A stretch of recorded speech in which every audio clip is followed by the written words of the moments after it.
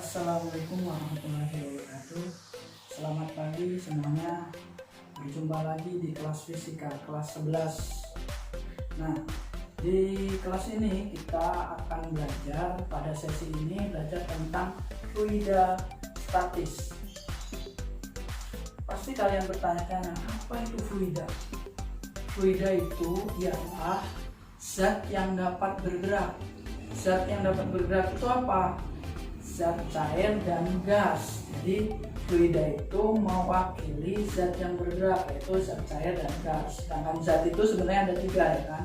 Zat cair, gas, dan padat. Tapi kalau fluida kita belajar hanya 2 zat itu, zat cair dan gas. Nah, sedangkan fluida statis itu kan artinya diam, maka zat cair dan gas tadi berada pada keadaan yang diam. Jadi dia itu tidak dapat bergerak leluasa, zat tersebut. Dia hanya di keadaan diam. Contohnya apa? Contohnya itu air dalam ember, kayak gitu. Terus pompa hidrolik itu disebut juga fluida statik. Nah, fluida statik itu belajar tentang yang pertama tekanan, yang kedua hukum Pascal, yang ketiga hukum Archimedes, dan yang keempat itu penerapannya. Nah, yang pertama itu tekanan. Apa itu tekanan? Tekanan itu seperti halnya kita tertekan. Kalau kita tertekan itu ada gaya, yang ada dorongan yang membuat kita semakin tertekan. Nah, secara umum teori itu tekanan adalah besarnya gaya per satuan luas. Artinya ketika kita mendorong sesuatu itu tergantung luasnya berapa, itu disebut juga tekanan. Maka secara matematis tekanan itu dirumuskan menjadi P besar sama dengan F per A. Nah, P nya ini tekanan, ini Pascal, satuannya PA, F nya gaya, satuannya Newton, A nya luas penampang, itu satuannya meter persegi. Nah, ini ya. Kalau untuk mencari gayanya gimana? Gaya sama dengan F sama dengan P kali A. Nyari A nya berarti F per P. Ini. Oke. Kita, biar kalian paham, kita masuk ke contoh perhitungannya. Contoh perhitungannya ada di materi kelas virtual. Nah, contohnya seperti ini. Sebuah meja ditekan dengan dorongan sebesar 200 Newton. Jika meja tersebut memiliki luas 4 meter persegi, berapakah tekanan yang bekerja pada meja tersebut? Berarti tadi diketahuinya itu F nya berapa tadi? 200 Newton. Terus A nya 4 meter kuadrat. Nah, berapakah, ditanya berapakah P nya, tekanannya berapa? Dijawab P itu F per A. Maka kita masukkan F nya 200, A nya 4, berarti 200 bagi 4 hasilnya 50 Newton per meter kuadrat.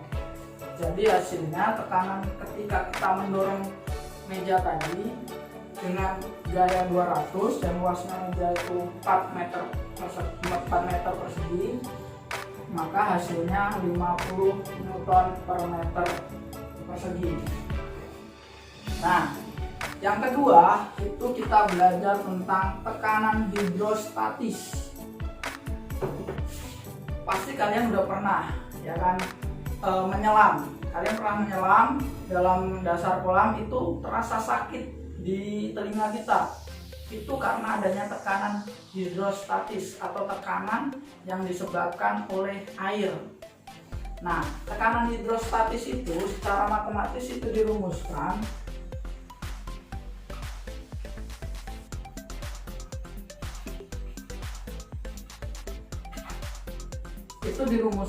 P sama dengan Rho, G, dan H. P-nya ini tekanan, ini PA, Rho itu massa jenis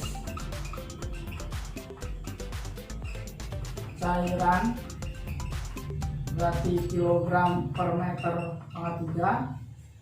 G-nya ini gravitasi,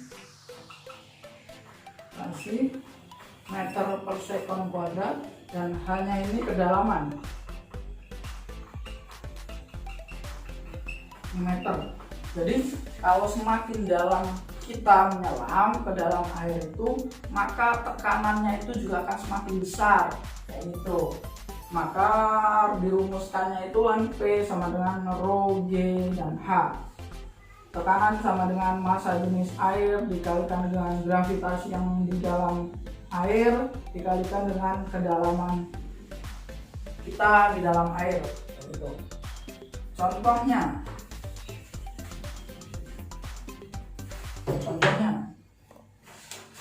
kita masuk ke contoh. Amir menyelam di sebuah danau pada kedalaman 10 meter. Maka berapakah tekanan yang terjadi pada tubuh Amir jika massa jenis airnya itu 1000 kg per meter kubik? Berarti diketahui tadi hanya kedalamannya 10 meter. Terus G-nya itu langsung kalau tidak diketahui di dalam soal, kita langsung tulis saja 10 meter per sekon kuadrat, dan Rho airnya 1000 kg per meter pangkat 3. Ditanya itu P tekanannya berapa? Dijawab P sama dengan Rho GH.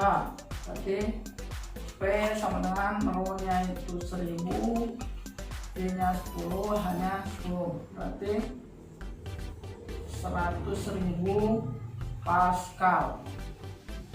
Simpel kan? Gampang untuk tekanan hidrostatis. Nah, selanjutnya yang ketiga itu kita belajar tentang hukum Pascal. Hukum Pascal. Kalian pernah melihat dongkrak mobil atau mesin hidrolik atau untuk pencuci mobil atau motor? Nah, kedua benda itu merupakan penerapan dari hukum Pascal. Nah, hukum Pascal itu sendiri memiliki bunyi tekanan yang diberikan pada fluida itu diam dalam ruang tertutup akan diteruskan sama besar. Jadi kalau ini ada sebuah, ini hukum Pascal. Jadi kalau ini ada pipa kecil, nah ini pipa besar. Jadi tekanan di sini, P di sini sama dengan P2. Jadi P ini dengan P ini sama, maka P1 sama dengan P2. Nah, rumus P itu apa? F1 per A1 sama dengan F2 per A2. Ini persamaannya hukum Pascal. Nah, contohnya tadi hidrolik. Kalau hidrolik kan itu ada pompanya dan ada yang mengangkat. Nah, itu tekanan pada ketika memompa dengan mengangkat itu akan memiliki tekanan yang sama. Nah, selanjutnya contoh soalnya seperti ini.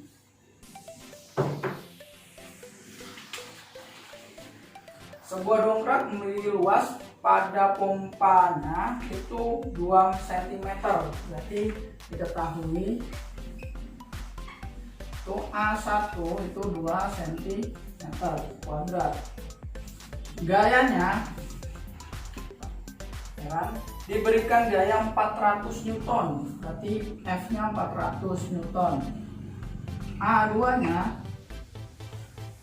berapakah gaya dorong terhadap mobil jika luasnya itu 40 cm kuadrat? Berarti A2 nya 40 cm kuadrat.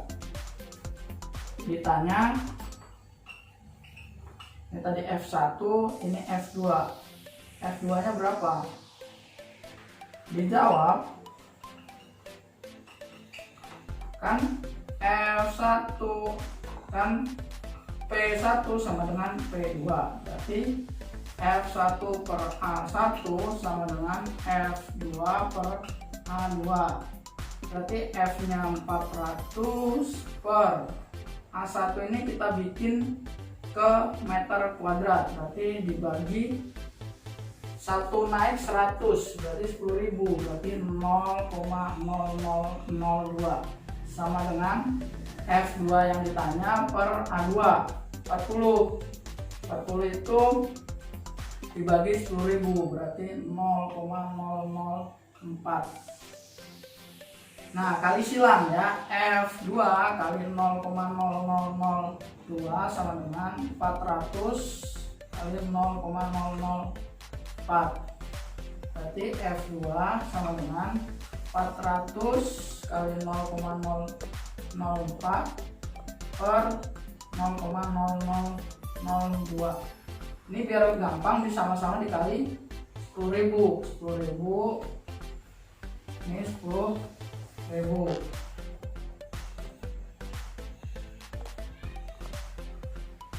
Nah, ini coret, ini jadi segini.